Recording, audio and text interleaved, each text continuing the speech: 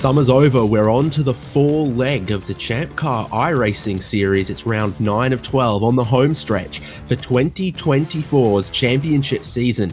As voted by the drivers earlier in the year, this is one of our international adventures. We head to Fuji Speedway, Oyama, Japan. The largest town and railway station is Gotemba, and we're in the shadow of Mount Fuji.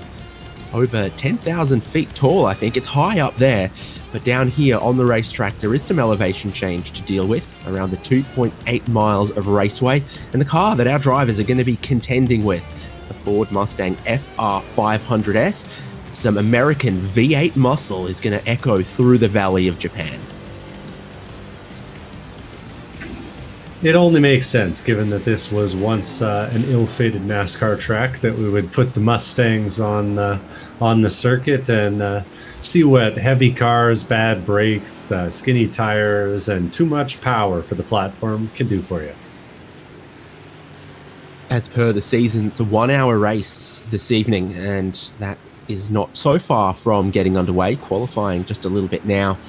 And to bring you all of the action live here from HJBC, I'm David Haynes with Devin Peters, Michael Derby in the production tonight. Well, at the moment, at the top of qualifying, Cameron Martineau, he's taken a couple of wins this season, and with 3 races left to go, he could be solidifying that tonight. Yeah, he's been really putting a mark on this championship this year, almost running away with it. He's got a little bit more work to do, but if he keeps it up, he'll be hard to take off the top step. Jared Collins is putting in a good pace, though. He's not too far off. And Ian Giebler and Tim Wire, Cameron Senhouse are all regulars. They'll be hoping to have a shot at Martineau at the front there. A couple new names deeper in the field, too. I think Curtis Lee might be making his debut. And a couple racers with a little bit less experience under their belt as we go through the field. Here is Curtis Lee. So one of the defining features of this racetrack, the very long front straight, almost a mile long out of the final corner and then towards a big braking zone, practically a hairpin at turn 1. The rest of the track flows a little bit more. You've got these long corners, then into a couple of stopping zones, and then it gets a little fiddly right at the end of the lap, and your traction out of the final corner, absolutely critical for the reasons we point out, because once you get to the throttle, you're going to be on the throttle for a long time down towards turn 1. Yeah, it'll be interesting to see how the draft plays out today. I have a feeling that it'll be a big factor. Also going to be interesting to see how the drivers are fuel saving, because there's only a couple spots to do it around here, and that turn number 1 is a big one. Pit stops, of course, always a factor in our ChampCar Sprint Series races. At least one stop required. We'll see what it looks like today. So again, looking at Curtis Lee, and he locks up the rears a little bit, but the slide gets into the apex. Got to be careful getting to the power there. He's in behind Steve Hermé at the moment. So yeah, Devin loves a good Canadian story, but that's not a good one for Steve from Canada. Brian Tidd and John Nicholford representing Club Canada out here as well. They are outnumbered by the Ohioans or the Buckeyes or whatever you call them at the moment, though, for tonight's race. Yeah, it's not an uncommon thing on the racetrack, but good to have some more Canadians making the trip overseas and checking it out. It's the very first international round, I think, for the ChampCar iRacing series. I mean, if you don't count the to Fuji and Silverstone, right? I guess I was going to say, if you don't count the 2002, what was it? The Fuji 200. Anyways, okay. Oh, that was like in the 60s. I got my dates all kinds of wrong.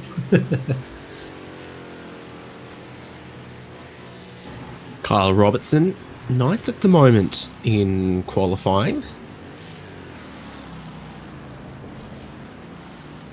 Normally accompanied by a handful of his teammates there from Drivetrain to Motorsport. Yeah, he's doing the solo today, and he's got a new paint job on that car. I don't think I've ever seen him in the purple livery. Oh, no, okay, this makes more sense. We were looking at, that was Brian Tidd before. This is the Drive Trainer Motorsports car I have come to know and love. So there's the final corner. You've got a couple of things to try to enforce the track limits on the outside there. A couple of nasty little curbs, some green painted concrete, some AstroTurf, etc. And here's the run to the line. Timing line is just back there a little bit. And if you're feeling a bit confused, it may be that the last time you played a racing game was Gran Turismo 3, which would have featured the pre-modification layout of this track, with the big sweeping first turn and the kind of swoopy infield section. I think they tiltified, didn't they? Oh, they really did. So we got the Coca-Cola corner. We're seeing Robertson drive through here, and he'll be headed towards the 100R corner we're going through right now, and then up to the hairpin, and then into 300R. And I could not tell you the relationship between 100 and 300R. About 200. And then they come on down to this kind of downhill. It's challenging braking zone that is a good passing opportunity. They'll make this right-hander tight one into the Dunlop corner, and they'll do this little chicane on the exit. This slow chicane actually sets up really nice passing opportunities on the exit as well. They'll come into turn 13, turning right, turning left, and back through Nets corner. And then the final corner of the track, the Panasonic corner. Again, one that sort of tightens late. So Robertson's trying to get some traction. Oh, everyone's off in the final corner, apparently. Okay, bit of action there. Bit entry on the right-hand side for the drivers out of the final corner. That is their first time out here. And we did hear, actually, in the warm-up that the cold temperatures and this tricky Mustang were catching some people out, especially right there.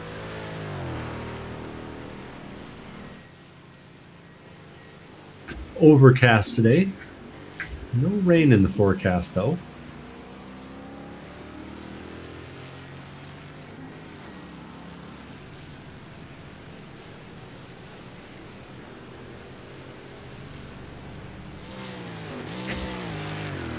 And now we're watching the pretty Salins livery going around. That's Tim Wire repping the Salins car tonight.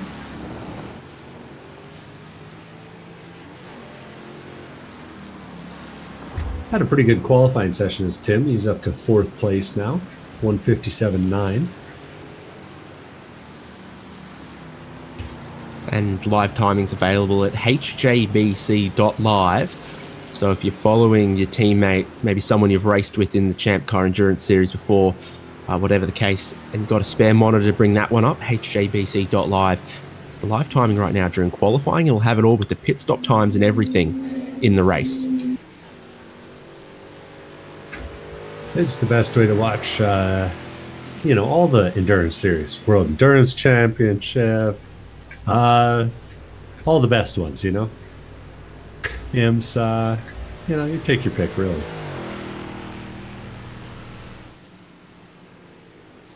Such a massive braking zone in towards turn 1 there as Cameron Martineau gets a late improvement in his qualifying time. Keeps him on pole position, and he's done with the checkered flag out. You can see back there where Japanese Barney has the checkered flag, and Japanese Barney's very well trained. He's so delicate and artful with the checkered flag, not like raucous, brutish American Barney. I heard he actually trained on Mount Fuji to prepare for the job today. Yeah, on the shaded side of the slope under the tutelage of a master flag waver, and it's a tradition passed down from generation to generation on these islands.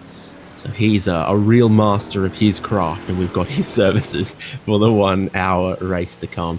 So time's just going to tick down on the qualifying, and everyone who's on a lap is going to get to complete it, but you've seen drivers like Cameron Martineau, etc. They are done.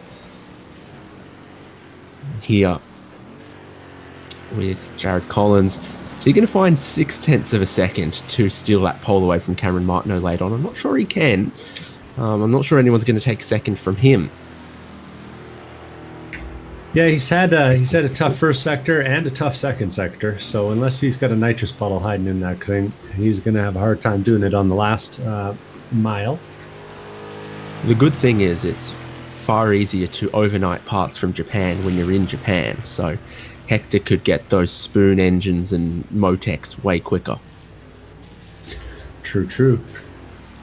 Being that this is the Toyota track, I'm curious to know if maybe they've got some, parts on location. There's a Toyota factory nearby to here as well. I don't know what they make there, if it's car assembly or they're doing parts or they're casting engine blocks or something, but there is a large Toyota facility nearby.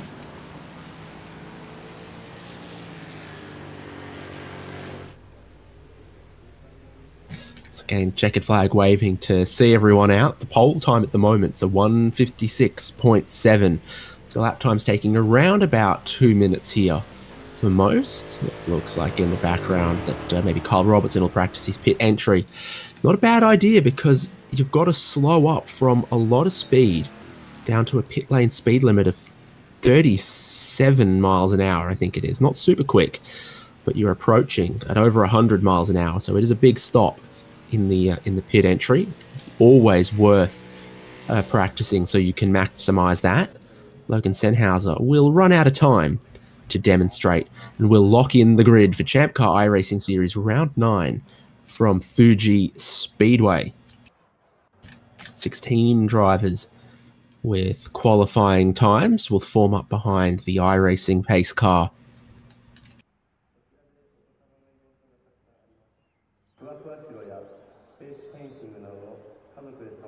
Sake connection underneath the podium. Okay, maybe they're not going to spray champagne. Cameron Martineau and Jared Collins are the front row of the grid. Behind them, teammates and friends Ian Giebler and Tim Wire, Bill Woods and Kyle Robertson there, Orlando Harrell and Cameron Sennhauser, Curtis Lee and Andy Kosick are the top 10. And then Cameron's brother Logan in 11th for the Sennhauser brothers. Justin Woods, Nick Love, Brian Tidd, John Nicholford, and Steve Hermé is the last driver with a qualifying time. I think Aaron Reed's not going to be racing tonight.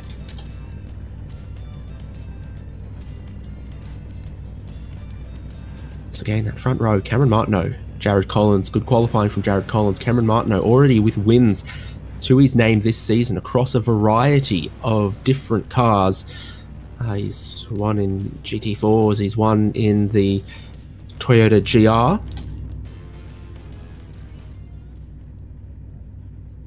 There's only a couple more races to come for him. So the next round of ChampCar iRacing Series, the Team Enduro Final on the 13th of October at Road America. And then one more international race at the Nürburgring Nordschleife is round 10 of the regular season, and then round 11 VIR North, round 12 in December, Toyota GR86 at Sebring International Raceway. There is that sort of chicane at the end of the back straight, another big stopping zone. It gets technical and off camber through this part of the lap. And when we get to the front straight, they'll open it up and we'll be racing for 60 minutes of Fuji Speedway. I'm looking forward to this one. I always think the Mustangs give us some great racing. The drivers really get to hang it out, fighting with a car that doesn't want to turn left and right and do all those things like braking and trail braking. Should be a good time.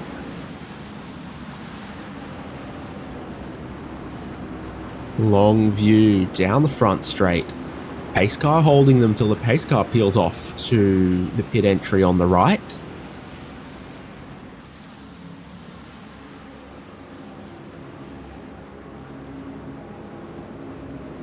Ready to run, and Cameron Martineau has the inside line for turn 1 at the end of the straight.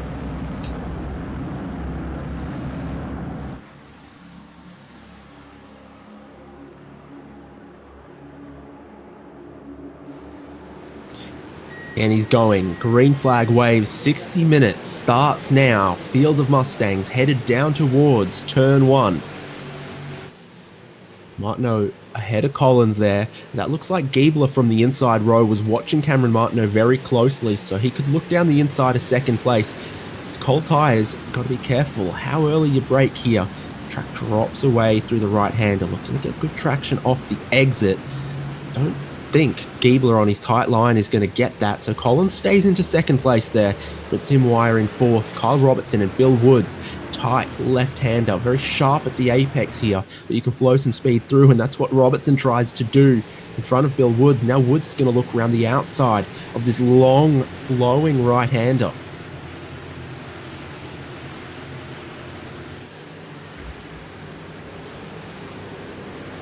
Robertson will cover him off.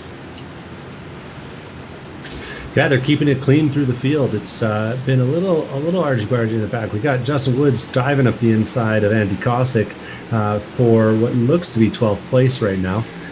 And he's coming back on the inside, though, as they come through 300R and head down towards that Dunlop corner. We'll get a look at that passing zone right here. We'll see if it happens. So side by side with Kosick on the inside, super sharp in the right-hander. And then it sort of squeezes onto one line with this almost chicane on the exit there. Not afraid of a little bit of curb. Andy Kosick climbing over it all. Off camber through here. And Justin Woods spins around, spins off the racing line. It makes no contact with the barrier. Everyone else will go through. It looks difficult to get to throttle in this car at the best of times, but a few of these corners, they are very off camber. Basically the penultimate corner and the corner before. Yeah, really a track that makes use of the elevation well and makes it hard on the drivers, despite the fact that they got that 1 mile straight away down the front to sort of give the driver a chance to relax. Good news though, not a single scratch on that anime girl on the side of his car.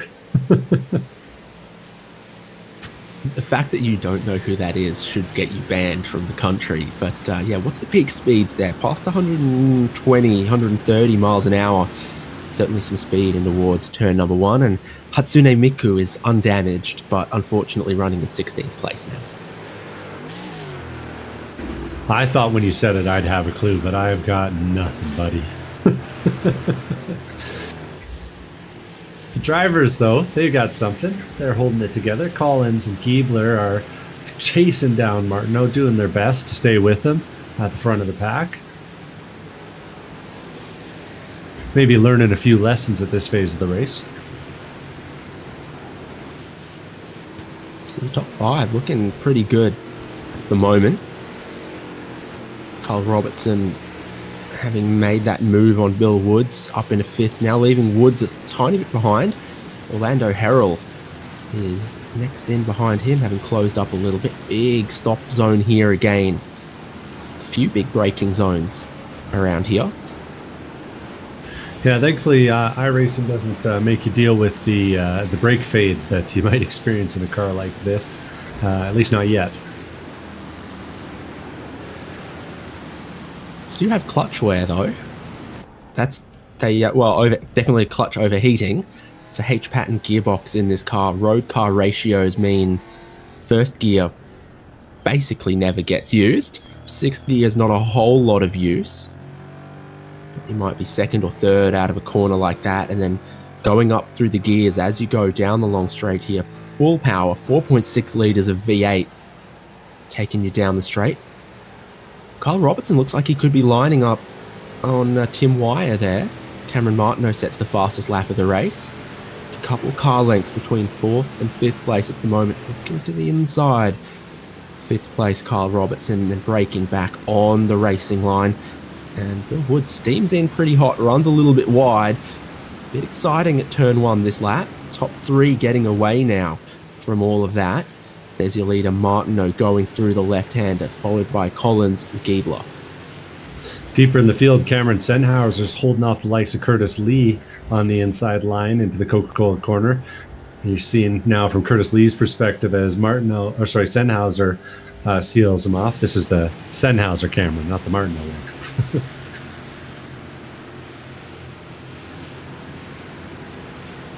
Andy Cossack hanging around in the back of that picture too. He's still holding on to that position he gained earlier. Actually, a couple he's taken Nick Love since. Big wobble on the throttle for Curtis Lee there. And it's out of that corner where you get the power down and you're flat out through these two little right-hand kinks, and then you're looking at your braking zone into the hairpin up here.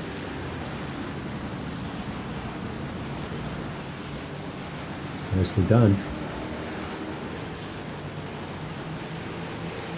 Lots of leeway to use the inside of the curbs on this track. This isn't one of those ones where they got the white line on the inside edge of the curb, you know, type of deal. So you can use all that green runoff.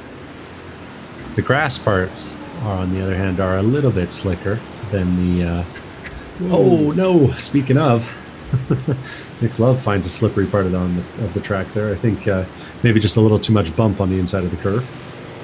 I think if you've got a lot of throttle and a lot of steering angle and you hit the curb and it's off camber, when the car bounces and lands, there's no grip and it'll spin you around like that. That looks like what happened for him. Does look a bit like that. It was a heck of a moment.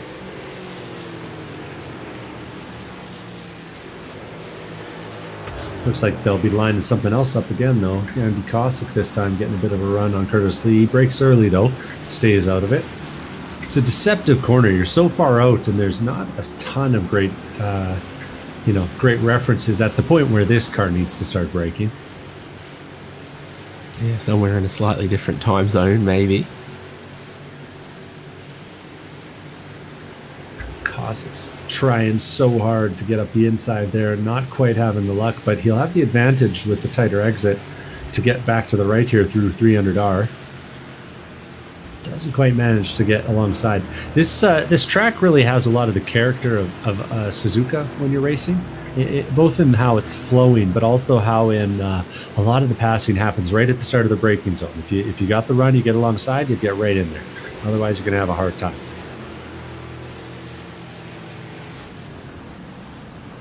Looks like a bit of action further up the field as well. Lando Harrell might have missed his braking marker there. Cameron Sennhauser looks like he almost misses it a little bit. So easy now to start to run deep into a couple of these corners. So off camber here. And it tricks you into running out a little bit wide out of the exit there as well. Off camber on the way through here in shallow, tyres kicking out sideways. Cameron Sennhauser still stays in front though, but it's not looking like easy work. Yeah, those two are right on top of each other. Curtis Lee breathing down his neck. Sennhauser seems to have gotten the better run out of the last corner though. Lee needs to figure out a way to get that run and benefit from the draft in order to have a shot down to the first turn. Fastest lap of the race by Cameron Martineau out at the front. That's a 1:56.87, almost onto his qualifying pace.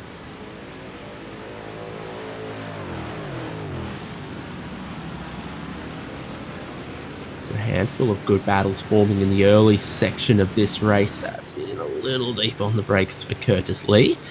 And further up the road, Gustav Collins ahead of Giebler, Tim Wire, Kyle Robertson, Bill Woods, Orlando Harrell in the top half of the field, still just behind that podium group. Curtis Lee making passing look very, very difficult here, and Cameron Sennhauser just staying ahead of him at every opportunity despite the challenges.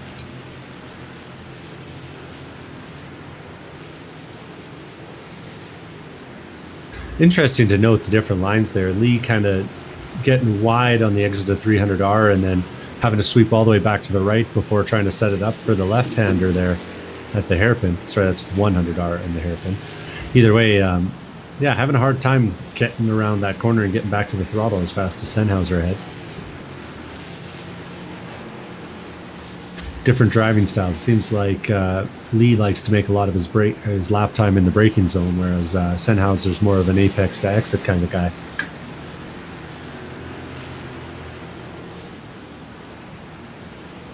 Sure looks close at the moment. You're continually tempted to just have a look down the inside of a couple of these final corners, and that's what Kyle Robertson's done to Tim Wire and ended up ahead. I think Bill Woods gets the best run of the both of them though. They were side by side going into the final corner. Late cover over from Wire. Oh, it's tight. A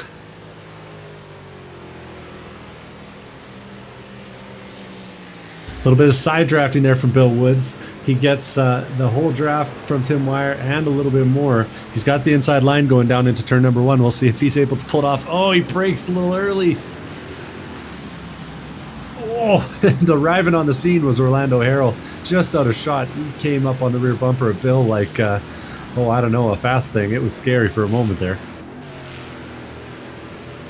Robertson moves ahead into the 4th place, and you thought maybe he could come back under threat again from Wire or from Bill Woods into turn number 1, but it didn't happen. Robertson goes ahead. Woods saw them battling in front of him, and then he couldn't gain any advantage from them slowing each other up in the final corner, despite his best efforts there on the front straight. Just gets Orlando Harrell a little bit closer as well. Interesting to see Andy Cossack hit the pit lane this early. I wonder if he forgot to put fuel in it for the race. Pretty early pit stop from him. We'll see. He was in the middle of that battle pack, so maybe he figures he can make a little better lap time if he's not having to fight for it all the time. Yeah, I mean, either way. Curtis Lee and Cameron Senhauser doing sort of 158s, 159s. If he thinks he can do 158s consistently, he might be quicker, because this is what they're doing in that group that he was a part of, that he's gone and left, is Senhauser losing the spot eventually, finally, to Curtis Lee. We should get a shot of that braking down into Dunlap again if we can, because Senhauser was trying to be the last of the late breakers, but he didn't have an inside line and locked up the rears, nearly hits Curtis Lee ahead of him, keeping it very exciting at this phase of the race. You see him again wiggling on the way into the final turn there, the Panasonic corner. We'll see if we can get it here. Sure enough, this is through the hairpin, and then they come down through 300R. Hairpin, and then 300R. And as they make the run into the Dunlop corner, we'll see them locking up. In the meantime, in real time, they're side by side on the front straightaway, so we'll cut back there right after. Look at him, locks it up, dodges, and barely survives. And in the meantime, Senhauser's up the inside and taking the spot away into turn number 1. Nicely done. Got a clean exit, and Curtis Lee is going to get the clean exit here. We'll see if he's able to take it back.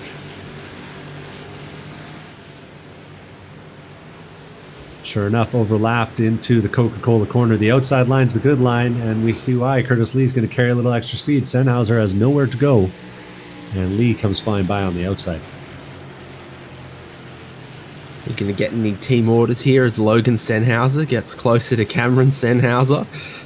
It'll be interesting to see. I'm betting on no. What is it? Brother on brother violence. That's my bet. Yeah. Okay. People with brothers, I think, no, they get it. Oh yeah. Senhauser and Wire and Robertson rather are getting close together again up the road. They're real close into the braking zone for the Dunlop. Got a few car lengths between them now.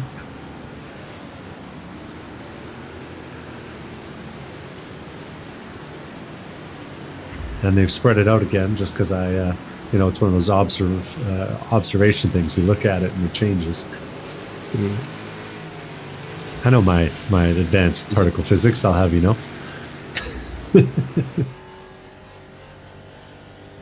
So we're in 4th gear. Follow the wheel tracks of the car in front. Ford Mustang punches a reasonable size hole in the air, and Blocky too. And then 5th and still revving it up.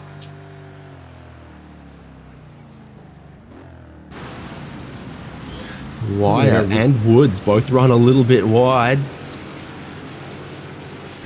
Woods has the preferred line.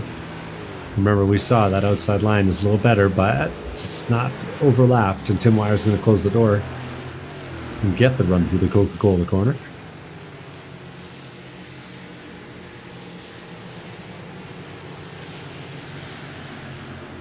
Still got to complete another lap here to see what kind of clean air pace Andy Cossack has got, how it compares to everyone else in the battles that they're having.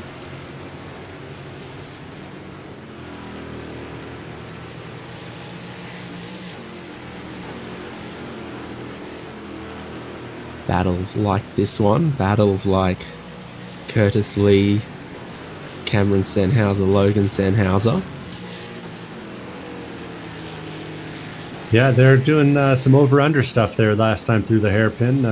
Sennhauser, Cameron gets the good run, and Logan gets And the younger nose brother chopped gets the a little worst bit. controller. Yeah, it must be one of those types of situations. You get the G26. I'm going to create a union for G25. youngest brothers. I'll be one of the older brother crowd stamping that out. Anyway.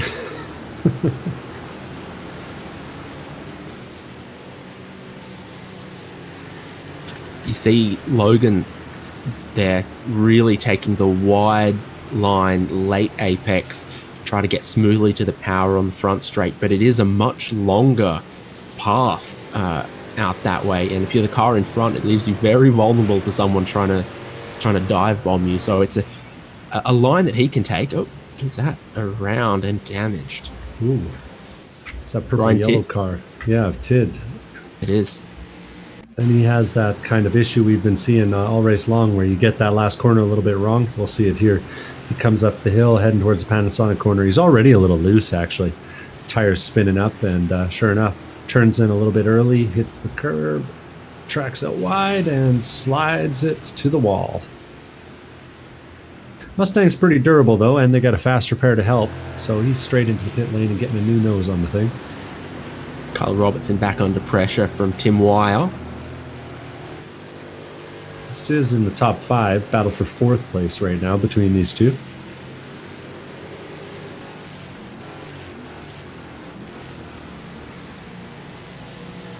Inside line, definitely the preferred line if you're trying to defend here. Robertson holds it. Going to make it real hard on Tim Wire. Ooh. As we see, you can close that door pretty solidly. Oh, chops the nose again on Wire. Oh, and Robertson spins. That, I think, might have been self-induced, though, unfortunately. I don't think he copped a big enough hit for it. I think he was just a little bit loose, and then he was looking in his mirrors, and the pressure has gotten to him a little bit. We can take a second look at it, though. So in the middle of the corner here. Ooh, no. Space between them. Tim Wire feeling a little guilty, lifted off, maybe. No, just got a little bit wrong in turn 14. And through the Panasonic corner, Bill Woods got by, taking the outside line, and they're doing all sorts of things. We're watching it right here. Wire up the inside, and I have a feeling we're going to be 3 wide into turn 1 if Orlando Harrell has his way. I was thinking any other driver maybe, but not Orlando Harrell, and he just bumps Tim Wire a little bit, breaks early. Wire down the inside into turn 1, back ahead of Bill Woods. I'm surprised to not see him go for it. He's been pretty aggressive on the brakes in some of the earlier racing, so we'll see if he decides to use that brake pedal a little more aggressively here in a little bit. Still 40 minutes to go in what has been a pretty action-packed race so far.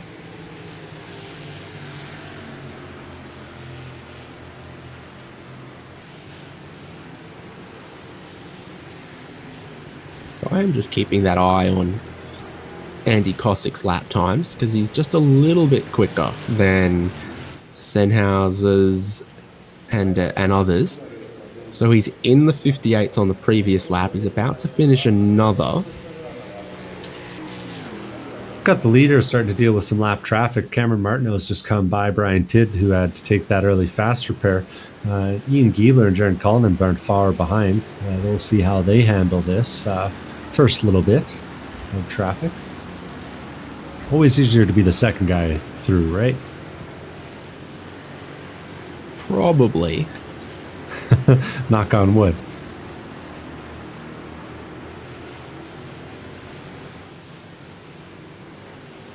Gets a lot of help there, I'm thinking. Tidd's got his eyes on the mirror. He'll let Collins by.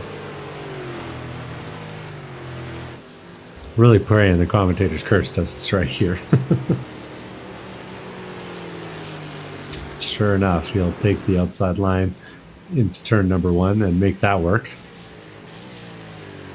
Tid respecting the blue flags. Oh, I'm no. cutting across Ian Giebler in the third place. Always an exciting adventure, you know, when you're dealing with the lap traffic.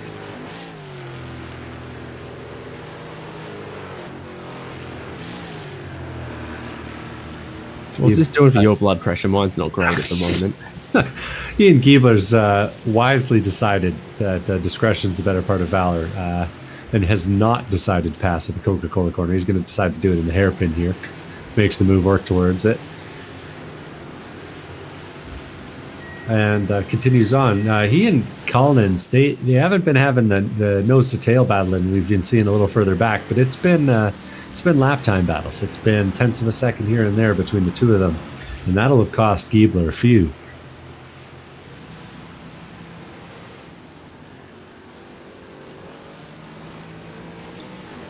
It's through now though to third place. And he always was third place, but now he's past the traffic and he can see Jared Collins second place just in front of him. Got another pit taker, which is Curtis Lee, and Andy Kosick goes through for position there. I think Curtis might have had a moderately sized incident. Yeah. Tid's had another one, stuck it in the wall when we weren't looking, and then let's see what happens to Curtis here.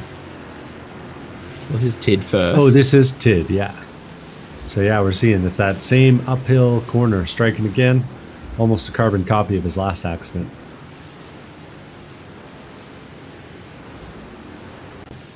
Might be the nut between the seat and the wheel. How many spare front bumpers do we have?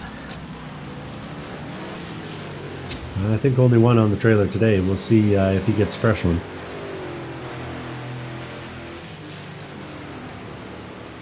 So Nick Love has, remember he kind of went to the tail of the field. Now he's starting to catch up some. He's caught up to the two Sennhausers. He's got a really good run on Logan. Looks to the inside in turn one. He's going to brake relatively deep as well.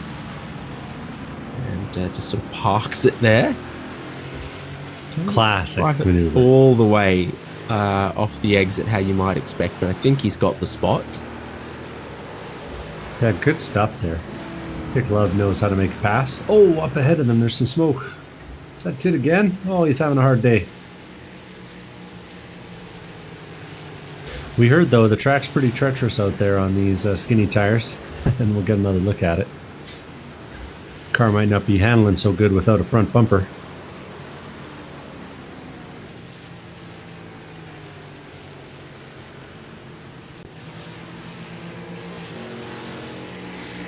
And so through unaffected goes Cameron Sennhauser, Nick Love, and Logan Sennhauser to be able to continue their battle into the Dunlop corner here. Just a little bit of elevation change on the way in there, mostly flat through the exit, and it's the camber of the remaining corners that you've got to worry about.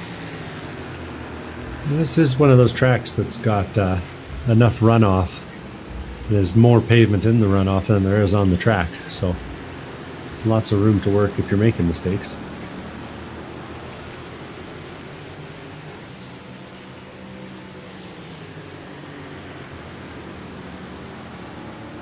Love gets it down to the apex just a little bit tighter. Seeing the details pay off here. Yeah. Gets him just sort of the one car length behind at the moment. Going up through the gears, up the speed.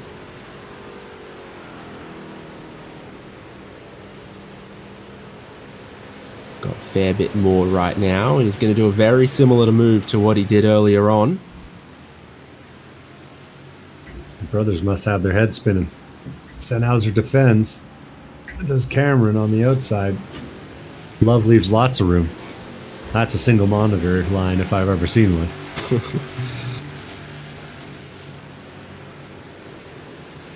Not a lot of performance advantages to be had by upgrading your sim racing equipment, but that is one of them. You can get a lot closer to the cars around you when you get a third monitor or some VR.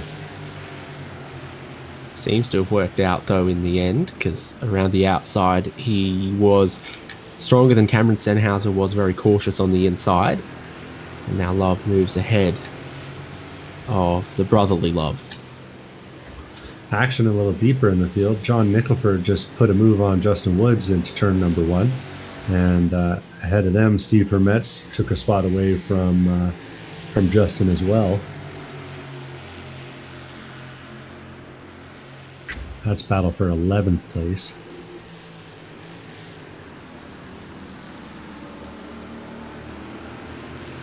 Been consistent through the race so far. No one seems to be able to get a gap from each other except for our leading few cars.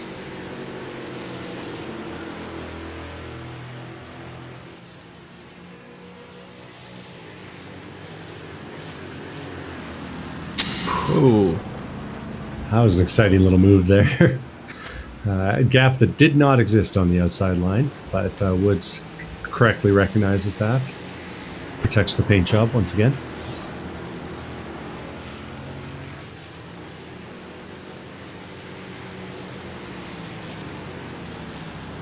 Nicholford catches a little slide in the braking zone.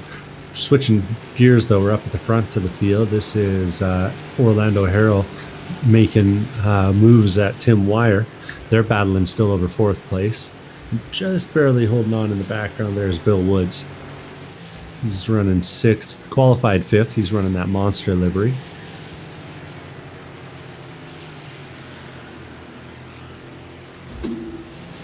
And Orlando not running his usual bird spy livery. This is a much more traditional livery. White, ChampCar, tire rack, all the good stuff on it.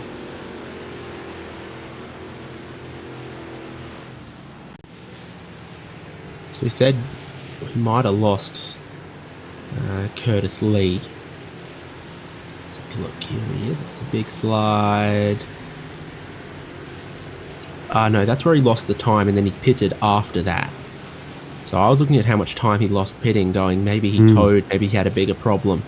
But that sweet 360, probably where quite a bit of the time went.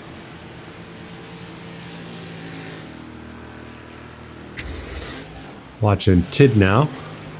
Tid's had a few problems. Oh, we're getting the recap here. We saw this one. Oh, this is a new one. That was a different wiggle into that turn. Same result, though.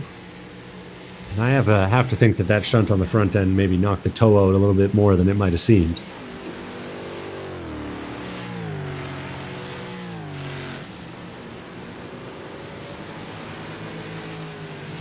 Back to live now. We're following Sennhauser and Co. That whole battle that's been there. We got a car hit the pit lane. That's Kyle Robertson. Pitting from 7th place. And that might be one of our first scheduled stops of the day. Pitting right around the halfway mark. This Mustang is, it doesn't use up the tires, but it heats them up. Oh, and right behind this, we got Logan Sennhauser facing the wrong way. He's made his mistake and has no fears about warming those tires up.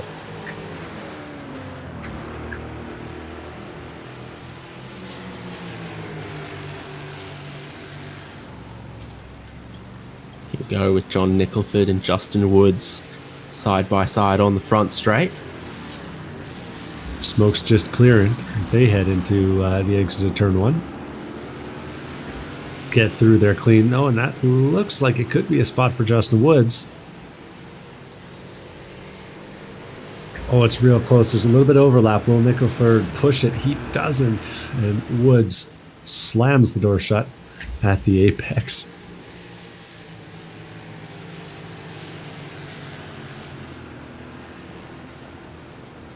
Elsewhere, Nick Love, Cameron Sennhauser. Weird little line there from Nick Love, but he'll be ahead for the moment. Yeah, Sennhauser turns in late and wide there, but then it looks so good once he gets to the throttle smoothly on the exit of a couple of these corners here. Sennhauser actually dive bombed going into the corner. We might need to get that on a replay too, but he had the overlap and maybe even the spot if he was able to turn in, but with as much overspeed as he had, he couldn't quite get to the apex. And it's another lap and another lap of Love leading and Sennhauser not. I have a feeling that Love might be pitting though. And I guess so. We're about at the halfway point of the race. We haven't had any of the main competitors really pit. Kyle Robertson pit, and then Andy Cossack, Curtis Lee, Brian Tidd, but not anyone from right up front. And Nick Love's going to go for it.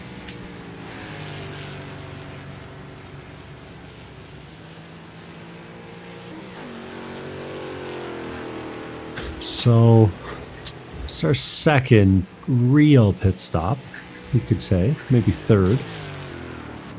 We'll see how much fuel goes in the car. So far, about 15 seconds stationary. And no pit stop yet from race leader Cameron Martineau here. He's on his 16th lap of the race. He started with having started with 7 gallons of fuel. Seen a lot of variety. Robertson taking the lower end around 22 seconds. Meanwhile, and Cossack only 17. Meanwhile, Love up there at 28 seconds. A few cars on the lane now. So Love's on his way.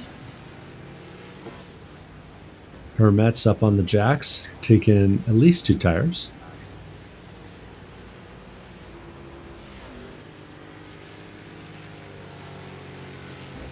Join in with Cossack. Nope, who are we looking at now?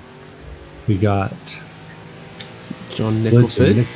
Yeah. Remember, Justin Woods got ahead. Now Nicholford's got him back, switching back to the inside for the Dunlop corner.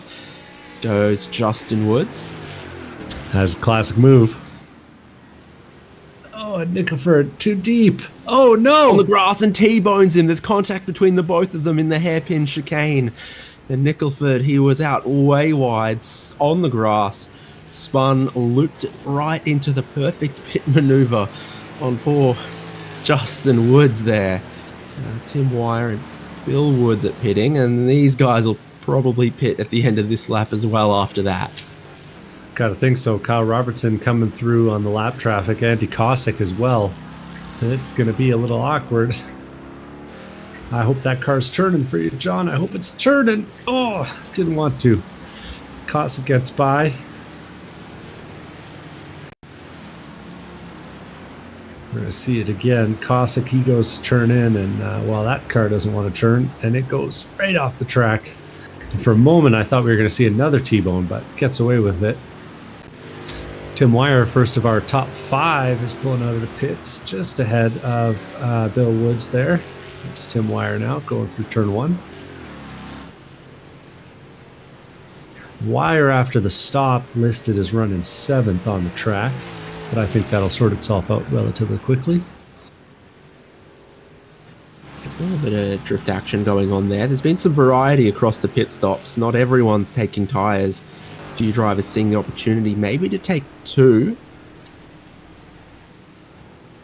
My gut says definitely left sides there. You can definitely see left sides from Nicholford back there. Now it's looking like it could be all 4.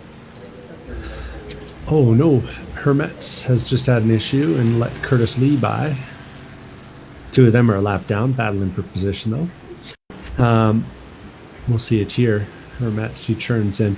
Gotta wonder if we got a stop there from Hermetz, fresh stop. If you go one side tires and not the other, it can be a little bit sketchy on the tire model here in this vehicle. I wonder if maybe he's just experiencing that cold left side versus the warm right side. So 4 tyres might not be the way to go though, because that was a 40-second stop from Justin Woods compared to 18 seconds for Tim Wire, 17 for Andy Cossack, etc. Yeah, gonna be hard to make that up, you gotta think. 20 seconds from Cameron Martineau. He's back out. Leader of all the cars to have stopped.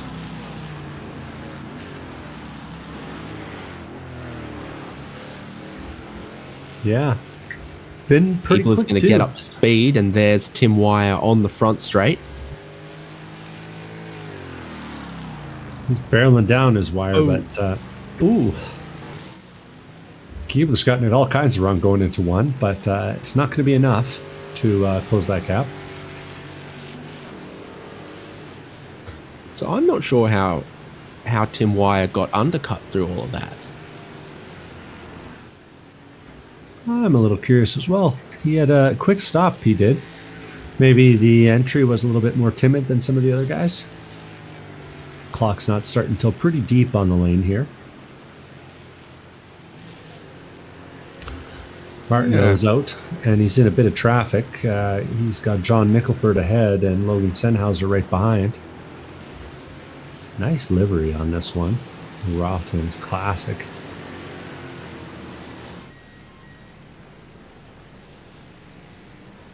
Smoking's minutes bad to go. for you. Smoking's bad for you, Devin. Yeah.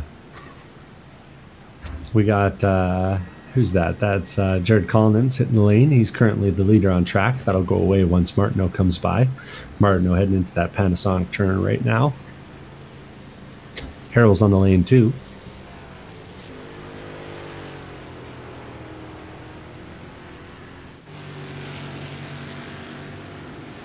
And so Cameron Martineau will go back through into the lead of the race now with those pit stops from Collins and Harrell. Okay, just a little bit of traffic ahead of him. But he's the race leader now.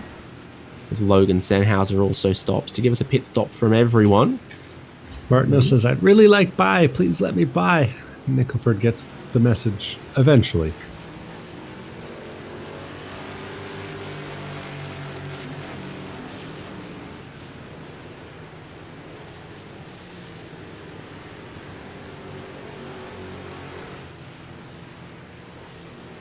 So the running order for the top fives now: Cameron Martineau, Jared Collins, Ian Giebler, Tim Wire, and Orlando Harrell.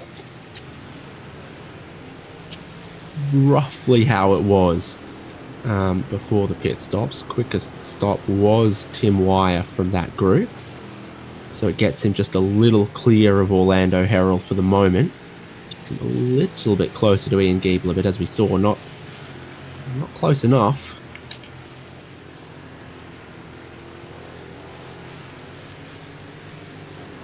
And the track temperature seems pretty stable from earlier in the race as well. So it's not moving drastically on a mostly cloudy day with not much wind. Yeah, without the help of the sun, it's a chilly one on the track there. Justin Woods and Steve Vermetz are getting close together. They're still a lap down too, but they're not letting that stop them from having a good little battle.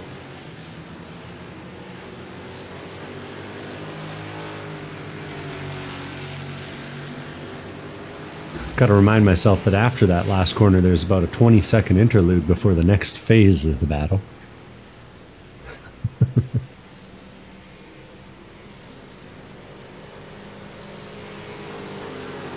Good little run, though. We'll see if Woods is able to make a difference here. Had an extra mile an hour on the top end. And closes it up under braking, but doesn't quite get to alongside Steve there.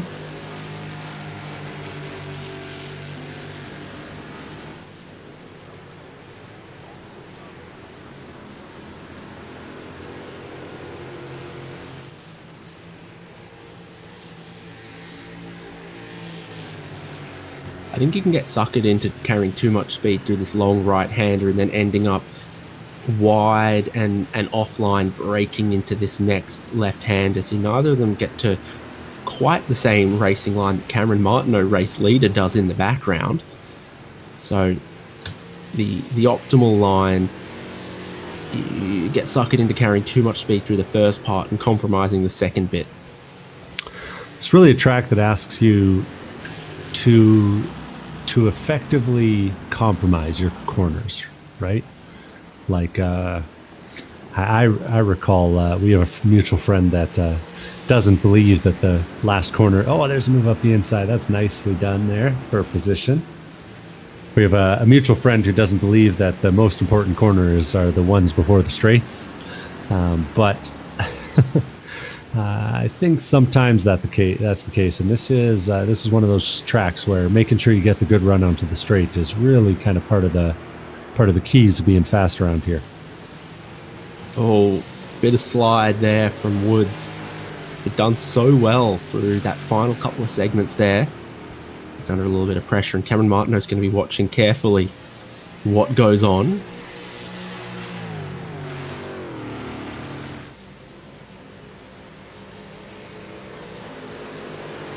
Ooh, and a fast one there from Martineau. Fastest of the race, that's 56.791. Still chasing the peaks of qualifying, but pretty quick.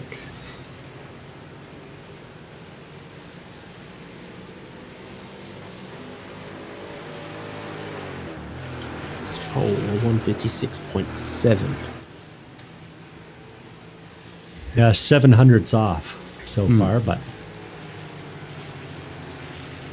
needed just a whiff more draft from those guys ahead. I think it'd help out. Kyle Robertson's also been lapping pretty quickly, and he's starting to catch Bill Wood's last lap times on the screen there. A bit quicker for Robertson. Yeah, that's one I've been watching close up for a few laps here now.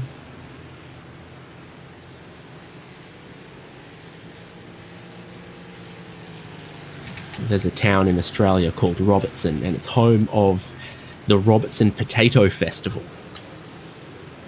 Ah. Do they boil and mash them and put them in a stew? I don't know, but it's a spudtacular weekend.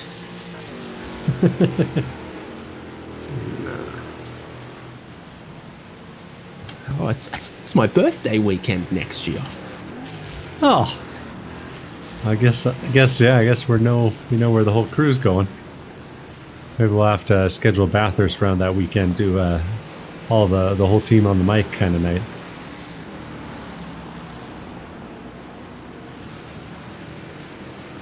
Oh, they have a competition for distillers, so let's go. All forms of potato celebrated, even distilled. I like the sounds of that. Joining in to turn number one, we got Brian Tidd back on track. I think spooking Justin Woods just a little bit there. Woods ran it a good bit wide. Two of them are right behind our leader, Martineau.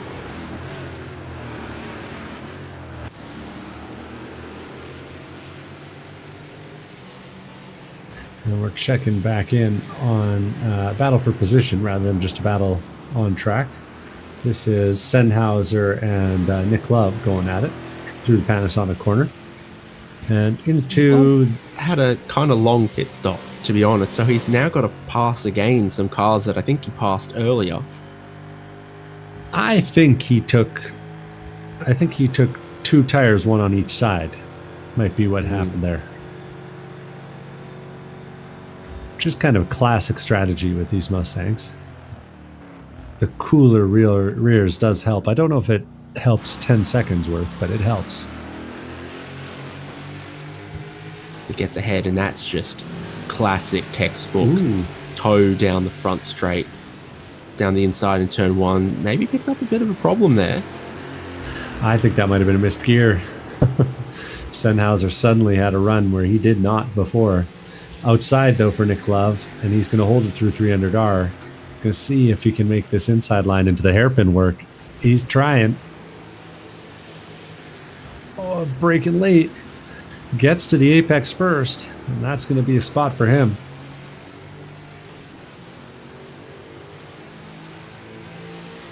Nicely done. Something the designers of this track understand is that having 30 feet wide of pavement means you can make moves like this. Logan Sennhauser up the inside. He's going to pressure Love back. Not quite making the pass, but keeping him on his toes, keeping him honest.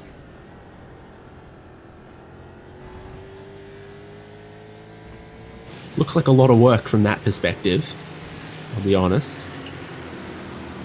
Well, when they give you a school bus wheel, you got to use the whole thing. Got to get all up on it. Do it for Dale. Yeah, I do remember doing an awful lot of right foot steering as well as both hands steering when I drove this car last.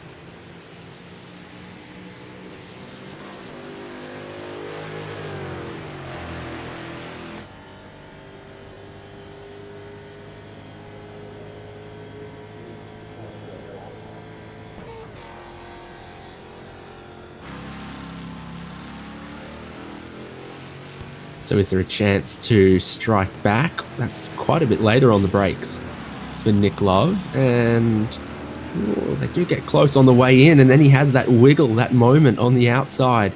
But he'll stay ahead.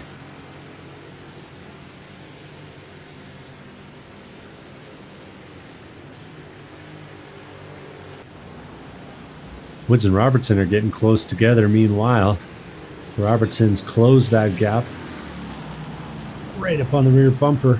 That was a slide for Woods through the Dunlop chicane. Robertson will keep him under pressure as they head back up the hill.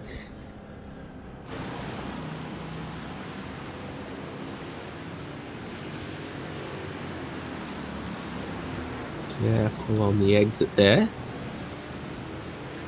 little bit of smoke in the background. Don't worry, that's just our resident Canadian.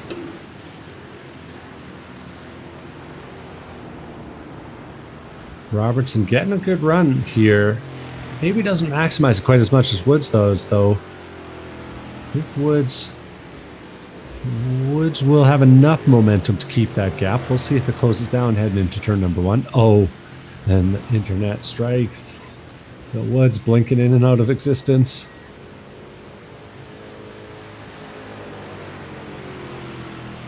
I think he's back. He's all good. That's the first blinks I've seen from him tonight, so I'd be surprised if it continued. Always a little bit sketchy, though, when you're trying to battle.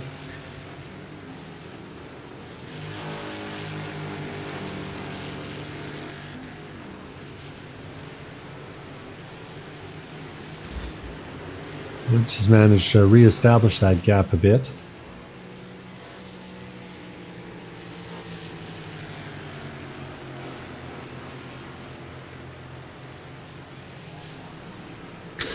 In the meantime, in turn number 1, Sennhauser's right back up on the rear bumper of Nick Love.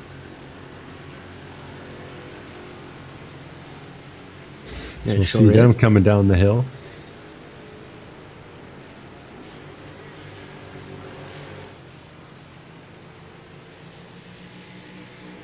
And then we pick him up into this very long right-hander. It's not flat out, but it's also not a very tight corner. So sometimes you see the brake lights come on as they sort of use a little bit of the brake to help rotate the car through there. I think these guys have just been breathing the throttle on that occasion, before they then brake into the left-handed hairpin.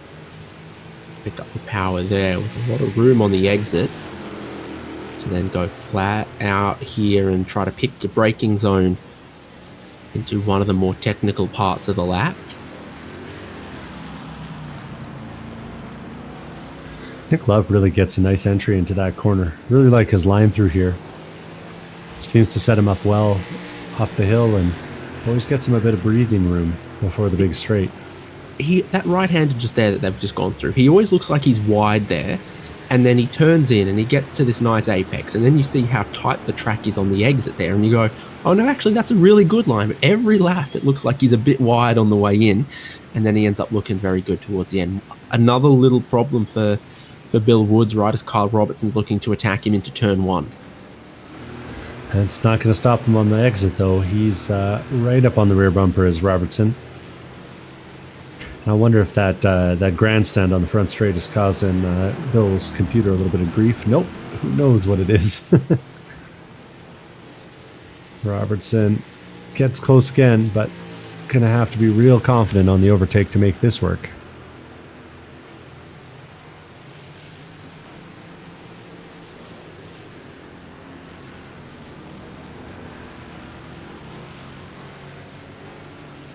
These two are keeping the pressure on each other. We'll see if they have a move going down into the Dunlop chicane this time. Robertson's looking. Oh, he brakes a little early, though. Backs out of it. It's close. He stood a chance. Might have just second-guessed himself a little bit. Meanwhile, just a few seconds up the road, we almost have a battle for our podium. That's Tim Wire suddenly right within view of Ian Giebler. Two of them come past a slow Steve Hermetz, who's had an issue. And while we weren't looking, Cameron Martineau set the fastest lap of the race. I wasn't going to say that I've jinxed all the Canadians, but I might have jinxed all the Canadians. Yeah, I don't know why you've... What's happened to him? Well, I think we've seen about half of them. Giebler and Wire, though, close together, and it's been a closing gap between the two. A little bit more pace from Giebler on average. Oh, sorry, from Wire on average, I believe.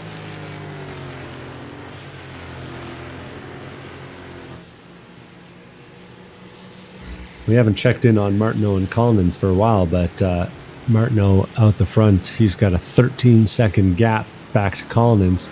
He looks to be locking up this race and extending his lead in the championship.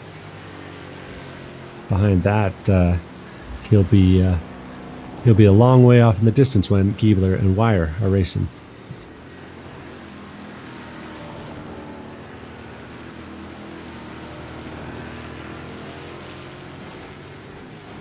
We got the points up on the screen here. You can see Cameron Martineau leading Josh Soto and Paul Darling, who both didn't make it today. We got Jared Collins, though, in 4th place in the points. He'll be looking at a good finish tonight with a 2nd place. Colin Lounsbury also not on the grid tonight, but Nick Love having a tough one. And Ian Giebler are going to benefit over Nick Love. Any others you're spotting in there, Haynes? It speaks for itself for the most part, doesn't it? I'll give you that.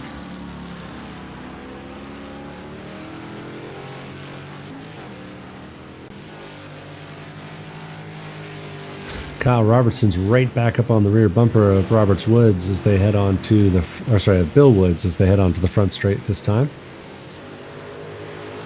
Robert Woods was a wide receiver for the LA Rams a long time ago, like 4 or 5 years ago.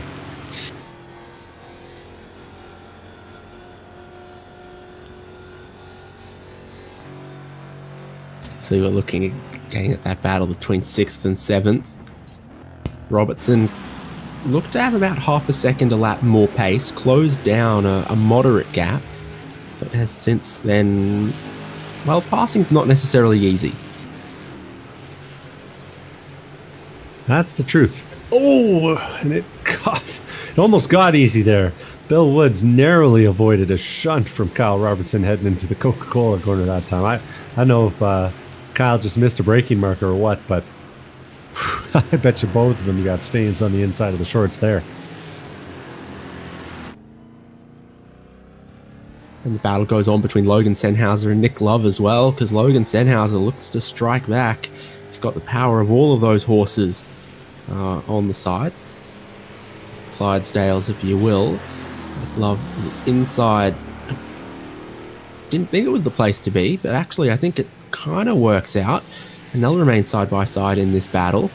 Love's got his nose in front round the outside, but it tightens just a little bit here. He'll be on the best line to try to take the track position, descending into the left-hander as well. Logan Sennhauser does not give up on it, and if he can get good traction around the outside there, he can come back and try to fight again. Love's like, I'm defending the inside, you're not going there. So Logan Sennhauser has to look around the outside, heading into the Dunlop corner, looking at Mount Fuji there. Got a bit of snow on it. And the vending machine's already been taken down because it's September. Really disappointed to learn. Yeah, about 6 weeks of the year, there's a Coca-Cola vending machine at the summit of Mount Fuji, which is almost at 10,000 feet elevation. A good day's work.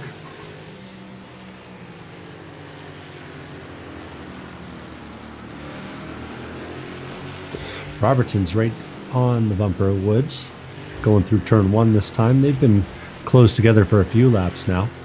Down the straightaway, looked like Robertson might have a bit of a run, but I'm not sure that he's got the shift in quite perfect, because Bill Woods slowly put together a gap. Didn't put together a good line there through Coca-Cola corner, and in 300R he's a little out of position, and then he's a little disappeared. We'll see if that affects Kyle as he tries to make a move up the inside, gets danger close at the apex, but makes it work. The shortest run is the line he's on, but it's not the fastest one. You can't get back to the throttle as quick. Bill Woods is going to carry a few car lengths gap as they head down towards the Dunlop chicane. Deeper in the field, that's Nick Love again.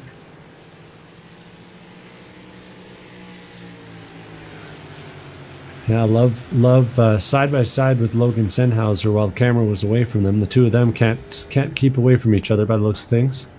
Oh, and Logan sends it at Love, but Love is confident, closes the door, and there's no line available. Robertson, meanwhile, right back on the rear bumper of Woods.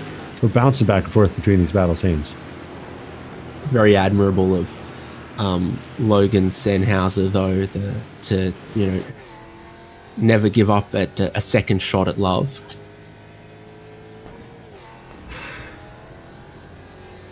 And the racing continues. Sennhauser still pushing for Love to come up the hill this time. You really get a sense this track is kind of masterful at.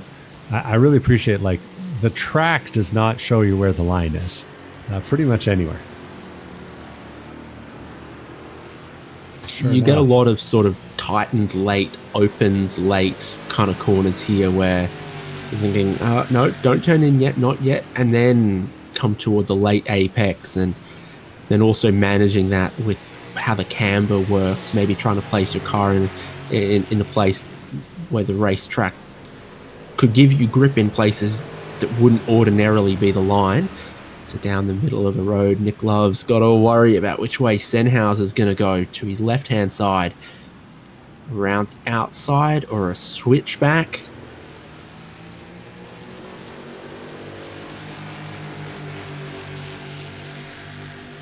He's going to go up the inside through the Coca-Cola corner. Tough spot to go too wide. Oh.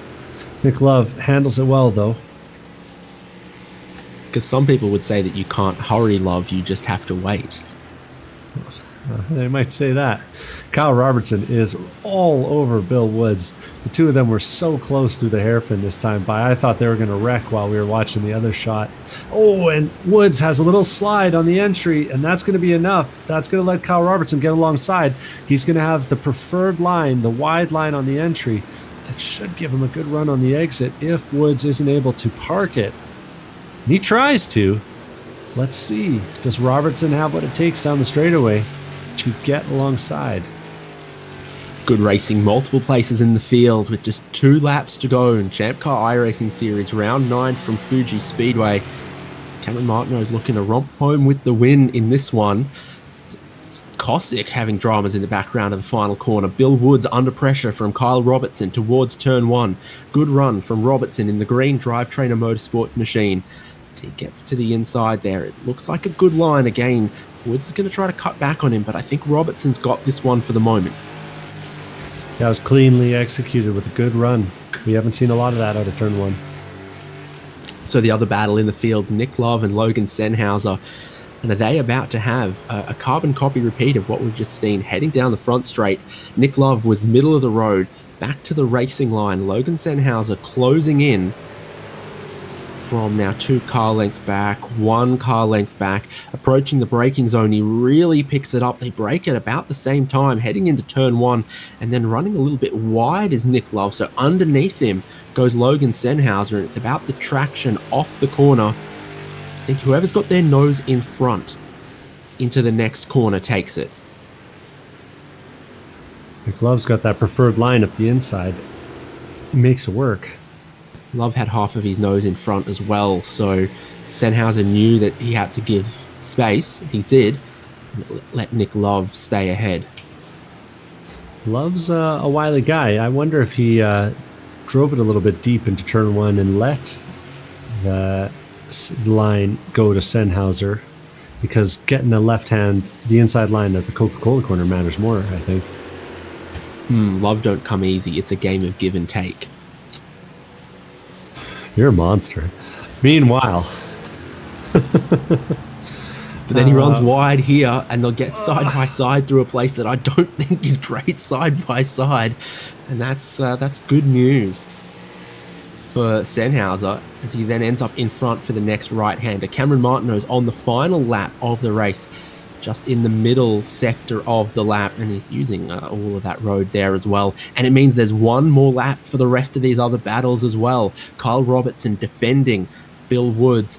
Done a very good job there. Robertson also gets to the power well from the inside line, so he stays ahead in that battle. Logan Sennhauser and Nick Love have one more lap to sort themselves out as well.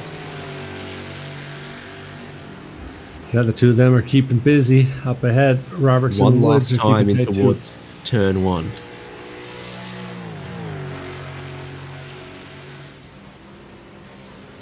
It's got Logan Sennhauser in front. It's got Nick Love towing behind. Love how much you see the nose drop when they stand on the brakes in this thing. It flops and it rolls around, and that's something that Logan Sennhauser experiences on the exit, as he doesn't get a very good run. There's a car length to the inside here for Nick Love, but he's squeezed into a real awkward spot that benefits Logan Sennhauser. Cameron Martineau takes the checkered flag. He's the race winner at Fuji. Perfect race from him. From pole position, he takes the fastest lap of the race, and he takes maximum points with just a couple of races left in ChampCar iRacing Series for 2024. Jared Collins, good drive from him to second. Giebler looks like he'll hold on to third, and there's battles through the rest of the field to be sorted out at the end here. It's Giebler just ahead of Wire and Herrell. Robertson and Bill Woods. That looks like Robertson will hold on unless he runs out of fuel. Yeah, it's been a close one, but Woods hasn't been able to find the overlap that he might have needed. Sennhauser might be in trouble here, though. Love is going around the outside, trying to. I think this is the one to watch now, isn't it? Nick Love's been super quick at times, but he's found his match in Logan Sennhauser, placing it in all sorts of difficult spots into the rear quarter. Oh, Nick Love spins Logan Sennhauser around, and then Sennhauser, he's trying to loop his car back around, but Nick Love's parked there, and both of them are stopped in the outfield on the final lap. Nick Love's trying to be a sportsman, but they're both just looking like baby deer on ice. Oh, wow. Good stuff for him. Cameron Sennhauser says, that's Big Brother, right, Cameron? Says, little brother, let me show you how it's done. And he takes 9th spot. Logan and Nick are coming to the line, 10th and 11th.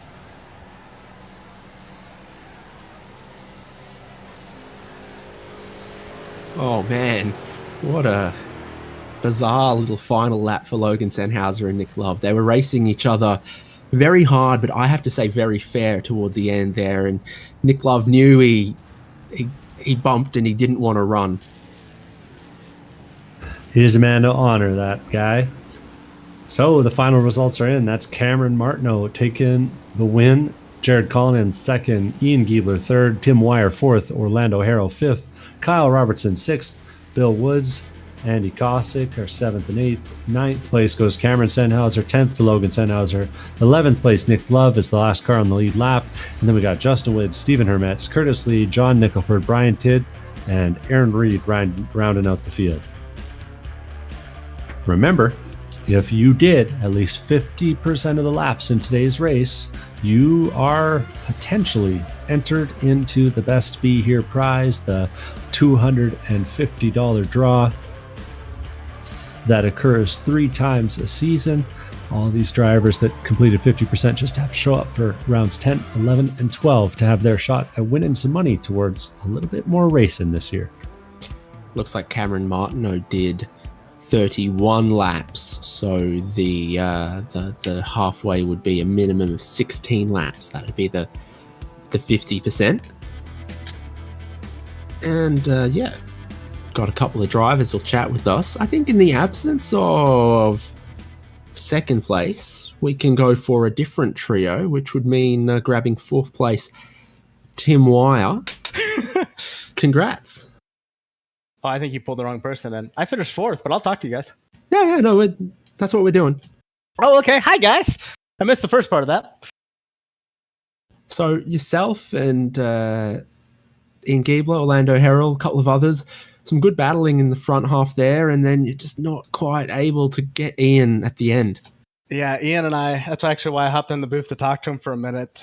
We had a fun battle there, man. That was a lot of fun. I undercut him by a lap going to the pit stop, and we both took right side tires, which we talked about before the race.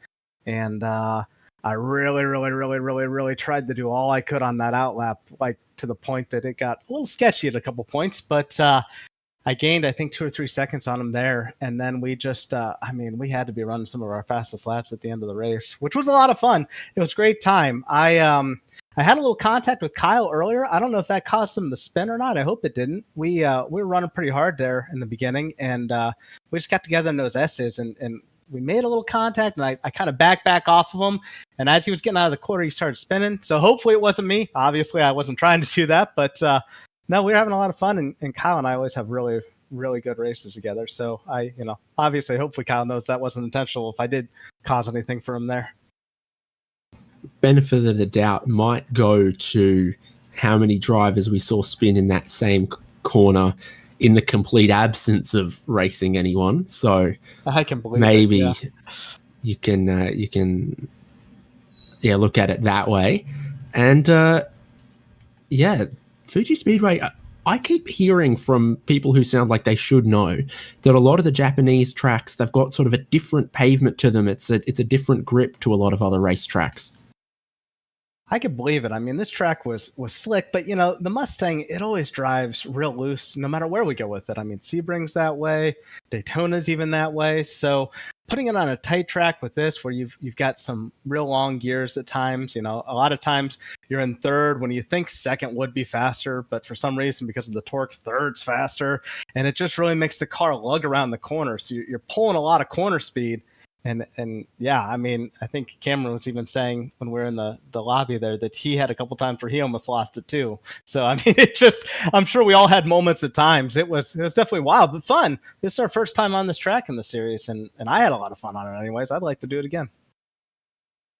I think there'll be another vote for season 2025, and yes, well, we can track democracy one year to the other and what people think, but slipperier than onion on a hot dog. Oh yeah, absolutely. We'll see you for more racing next time out. Thanks, Tim. Yeah, sounds good. Thanks, David. And in the third place, battling him, was Ian Giebler. Looked like you and Wire were pushing each other all the way to the wire during that one there, hey? Yeah, that was pretty fun. Pretty reminiscent of the practice race last week. So I was able to flip the script though tonight. Got a good draft with second place Jared for a while, but then one turn you get loose and your draft's gone and you're on your own. So I was able to keep it on track, though. That's what I was worried about most tonight. These cars are a handful.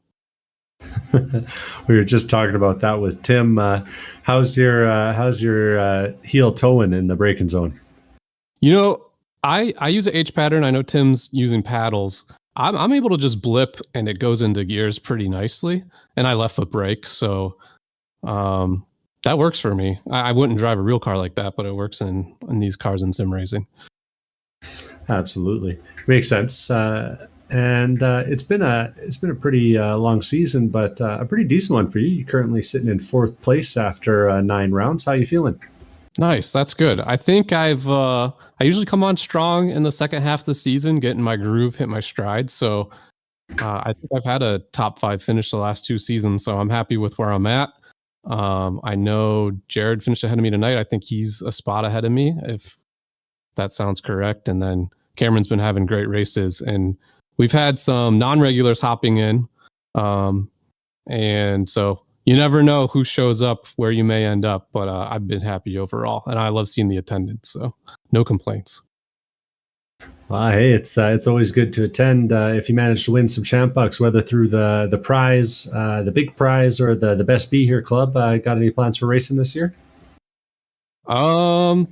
Not on the docket currently, but I'm always open to opportunities if they arise. So soon, I took some performance driving classes at Mid Ohio over the summer.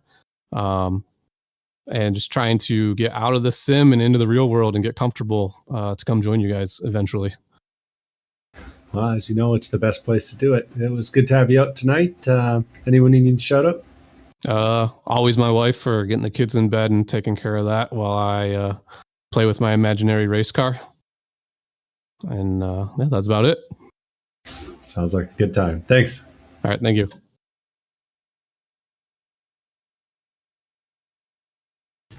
There we go. Third place finisher Ian Giebler and race winner Cameron Martineau. Not your first win in the Mustang now.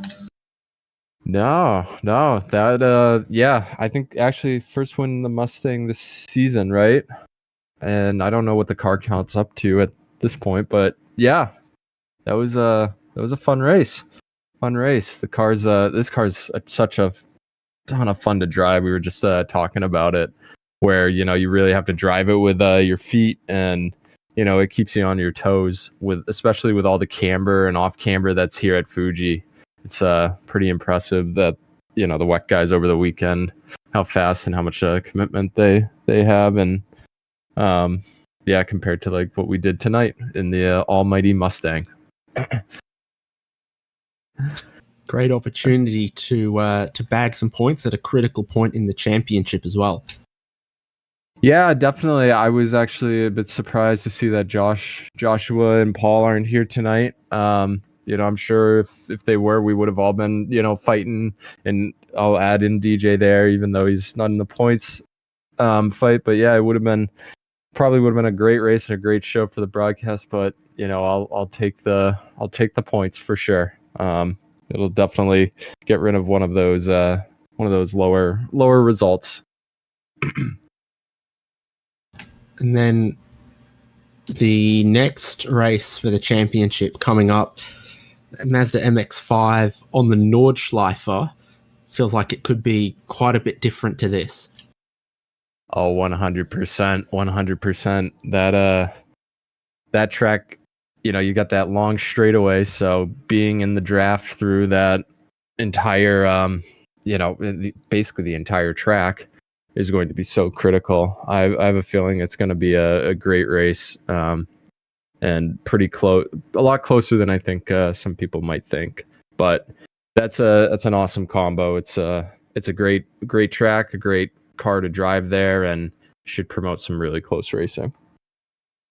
And I think we lost track of how many different strategies we saw out there. Some people went no tires, some people went this side, that side. Someone went all four. And I think Devon picked up someone who went rears only. So what was your thoughts approaching that in the race and how the tires progress? Yeah, honestly, I think rears might have been the play. I went for left side tires because, all the long sweeping right-handers, and, that last section has a lot more right-handers than left-handers there. But after looking at my tires at the end of that, the rears, I was in the mid 90 percentile in the front, and then low 80s in the rear. So I think, that rear tire strategy might have been a good play, just because, with you having to drive this car with your feet, you could really abuse the throttle and get it to have a little bit of extra rotation, especially mid-corner. So, having fresh rear tires probably would have helped get the power down later in the stages of the race. Well, 4 more events left in the year for ChampCar iRacing Series 2024. Best of luck and congratulations once again, Cameron. Hey, thank you guys, and yeah, we'll see you at the next one. So 3 drivers chatting with us after the race from Fuji Speedway, Devon. Oh yeah, and it was classic. I love Fuji. I love Mustangs, and I had a great time tonight. I'm looking forward as well to the endurance round we got coming up. Of course, we got October 13th, the Porsche and the BMW at Road America, and we'll be driving the Bend layout, even though we're driving GT4s. You know that it's ChampCar. So get your teams together. Of course, there'll be the 250 champ bucks on the line for winning that one. And then, as you said, 3 more races to go. October 30th, November 20th, and December 11th. Should be a good finish to a strong 2024 season. Yep. Next event coming up, the Team Enduro Final, where we have a longer race. Drivers share the car together, and we award some champ bucks at the end of that one.